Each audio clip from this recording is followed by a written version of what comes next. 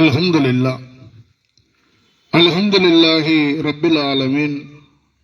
அனைத்து புகழும் அகிலங்களை எல்லாம் படைத்து பரிபாலனம் செய்யக்கூடிய வல்ல ரஹ்மான் அல்லாஹு ஒருவனுக்கே உரித்தாகட்டுமாக.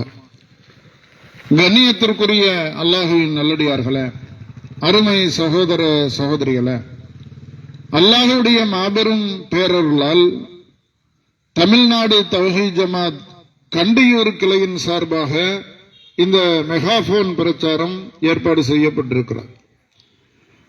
இந்த நிகழ்ச்சியில தொழுகையின் முக்கியத்துவம் என்ற தலைப்பின் கீழ் சில விஷயங்களை நாம் பகிர்ந்து கொள்ள இருக்கிறோம்.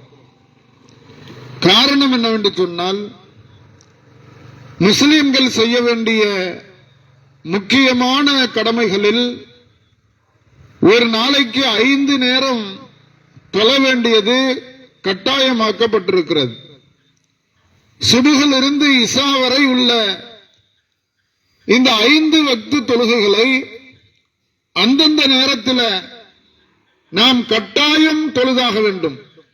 திருமறை குர்ஆனிலே அல்லாஹ் ரப்பல் ஆலமீன் சொல்லும் பொழுது, இன்ன ஸலாத்த கானத்த அலல் முஃமினீன கித்தாபம் மௌகூத்தா, தொழுகை என்பது நேரம் குறிக்கப்பட்டதாக இருக்கிறது.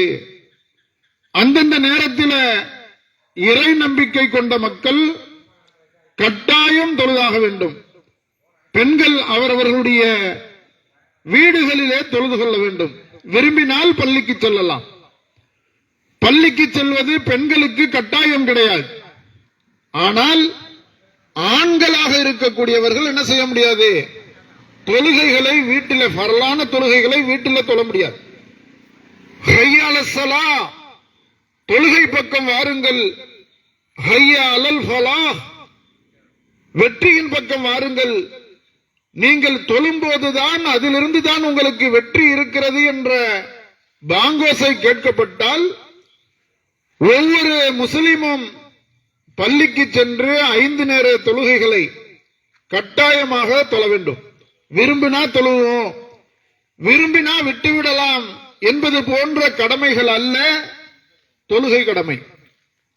நாம் விரும்பினாலும் சரி, நாம் விரும்பாவிட்டாலும் சரி, கட்டாயமாக தொழுதாக வேண்டும்.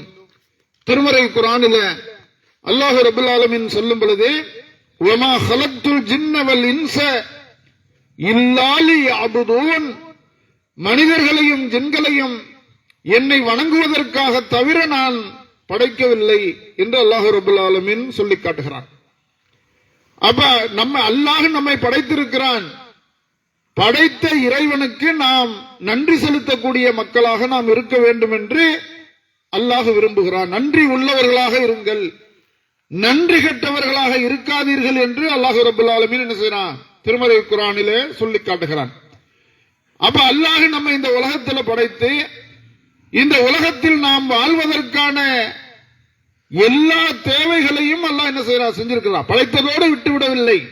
இந்த உலகத்தில் நாம் வாழ்வதற்கு தேவையான, நாம் உண்ணுவதற்கு தேவையான உணவுகள், நாம் பருகுவதற்கு, குடிப்பதற்கு தேவையான தண்ணீர், காற்று, மழை, இன்னும் ஏராளமான அருட்கொடைகளை அல்லாஹ் இந்த மனித சமூகத்திற்கு தந்திருக்கிறான். அத்தனையும் நாம் அனுபவித்துக் கொண்டு அல்லாஹுக்கு நன்றி செலுத்தாதவர்களாக, அவன் நன்றி செலுத்தாதவர்களாக நாம் இருந்தால் அல்லாஹுடைய கோப பார்வைக்கு நாம் ஆளாக வேண்டிய நிலை ஏற்படும். அப்ப அந்த நிலை வரக்கூடாது என்று சொன்னால் நாம் என்ன செய்யணும்? அனுதினமும் 5 நேர தொழுகைகளை தவறாமல் நாம் தொழுக வேண்டும். நாம் என்னைக்கு ஒரு மனிதன் லா இலாஹ இல்லல்லாஹ், வணக்கத்திற்கு தகுதியானவன் படைத்த அல்லாஹுவை தவிர வேற யாரும் இல்லை என்ற இந்த கலிமாவை சொல்லிவிடுகிறானோ, அல்லாஹ் ஒருவன் தான் என்று படைத்த இறைவனை ஏற்றுக்கொள்கிறானோ, அடுத்த செகண்ட் என்ன ஆயிடுது? 5 நேர தொழுகை அவனுக்கு கடமையாக்கப்படுகிறது. அப்ப தொழுகையில என்ன செய்யக்கூடாது? நாம் எங்க இருந்தாலும், அதனால்தான் நபிகள் நாயகம் ஸல்லல்லாஹு அலைஹி வஸல்லம் அவர்கள் தொழுகை என்ற அமல் இருக்கு பாருங்க, கட்டாயமாக தொழ வேண்டும் என்பதற்காகத்தான் ரசூல் ஸல்லல்லாஹு அலைஹி வஸல்லம் சொல்றாங்க, நீங்கள் நின்று தொழ முடிந்தால் என்ன செய்யுங்க, நின்று தொழுங்கள். நின்று தொழ இயலவில்லை என்று சொன்னால் உட்கார்ந்து கொண்டு தொழுங்கள். உட்கார்ந்து கொண்டும் தொழ இயலவில்லை என்று சொன்னால் படுத்து கொண்டாவது தொழுங்கள். இந்த அளவுக்கு தொழுகை விஷயத்தில் அல்லாஹ் சலுகை தருகிறான் என்று சொன்னால், அல்லாஹ்வுடைய தூதர் ஸல்லல்லாஹு அலைஹி வஸல்லம் அவர்கள் நமக்கு சலுகை தருகிறார்கள் என்று சொன்னா கட்டாயமா தொழ வேண்டும் என்பதற்காகத்தான்.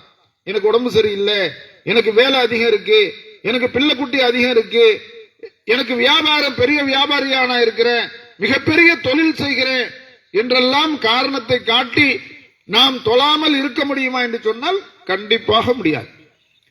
இந்த உலக பொருளாதாரத்தில் நீங்க எவ்வளவு வேண்டாலும் முயற்சி செய்யுங்க, ஹலாலான முறையில் வியாபாரம் செய்யுங்க, தொழில் செய்யுங்க, என்ன வேண்டுமானாலும் செய்யுங்க. அது அல்லாஹுவை நினைப்பதற்கு தடையாக இருக்கக்கூடாது.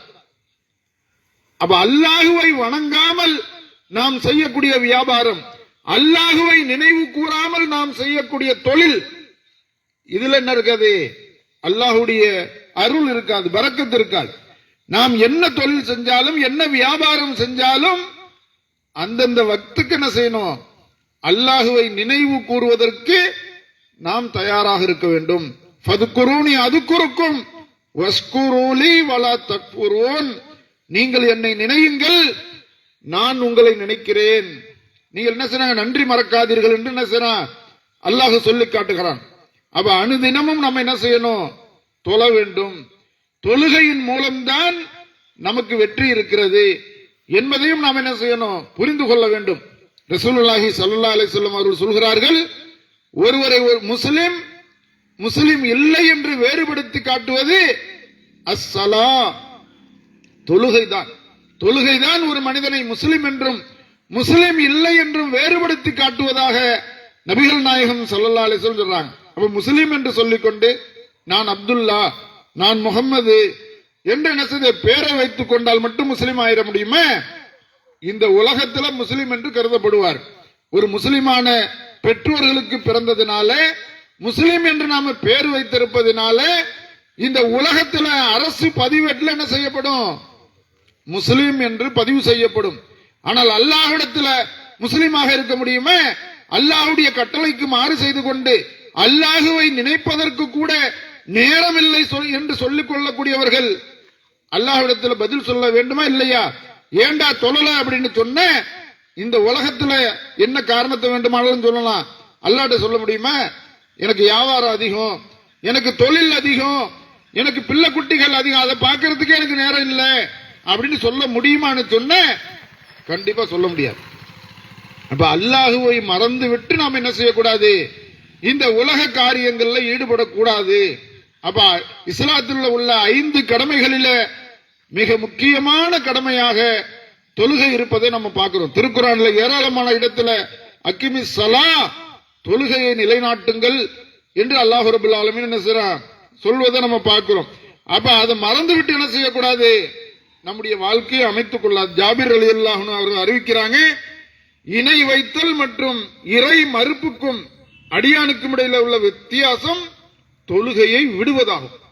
ஒருத்தர் தொழவில்லை என்று சொன்னால் அவர் இணை வைப்புக்கு இறை மறுப்புக்கின் பக்கம் என்ன செய்றாரு, அவர் சென்று கொண்டிருக்கிறார் என்று அல்லாஹ்வுடைய தூதர் ஸல்லல்லாஹு அலைஹி வஸல்லம் சொன்னதாக ஜாபிர் ரலியல்லாஹு அன்ஹு அறிவிக்கிறாங்க. இமாம் முஸ்லிம் ரஹ்மத்துல்லாஹி அலைஹி அவர்கள் 116வது செய்தியாக சஹீஹ் முஸ்லிமில் என்ன செய்றாங்க, பதிவு செய்யப்பட்டிருப்பதை நம்ம பார்க்கிறோம். அப்ப தொழுகை என்பது மிக முக்கியமான கடமை என்றாலும் அதை நாம் எப்படி தொழ வேண்டும், இதுலயும் முஸ்லிம்கள் என்ன செய்யணும், தெளிவாக இருக்க வேண்டும்.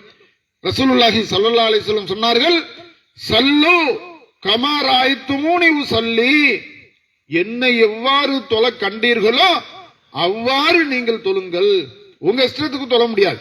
அந்தந்த பகுதியில் உள்ள அஜரத்துமார்கள் சொல்ற மாதிரி நம்ம தொழ முடியாது. இப்ப உலகத்துல எப்படி நடைமுறையில் இருக்கு, ஹனபிகள் என்று சொன்ன தொப்புளுக்கு கீழே தக்பீர் கட்டணும், சாஃபிகள் என்று சொன்ன நெஞ்சில தக்பீர் கட்டணும்.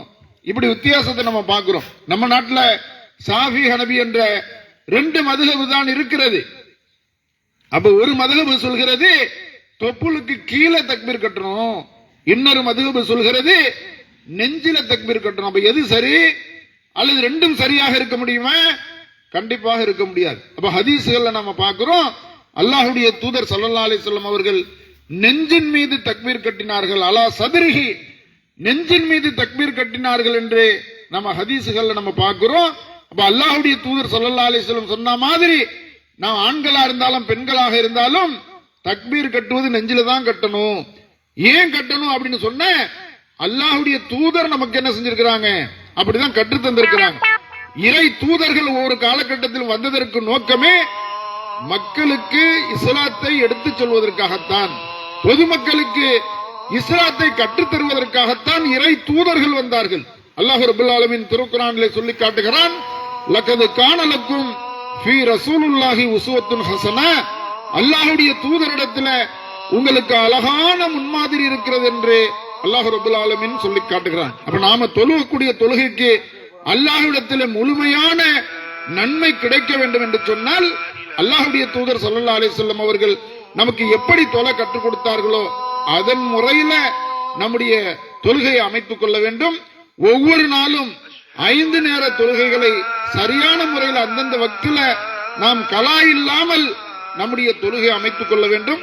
ஏனென்று சொன்னால், மறுமையிலே அல்லாஹ் நம்மை எழுப்பி முதலில் கேட்கப்படக்கூடிய கேள்வி தொழுகையை பற்றியதாகத்தான் இருக்கும் என்று நபிகள் நாயகம் ஸல்லல்லாஹு அலைஹி வஸல்லம் சொல்வதை நம்ம பார்க்கிறோம்.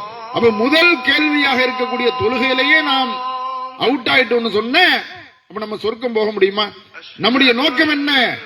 மறுமை வாழ்க்கையில நாம் நரகத்துக்கு போயிடக்கூடாது, சொர்க்கத்திற்கு போக வேண்டும்.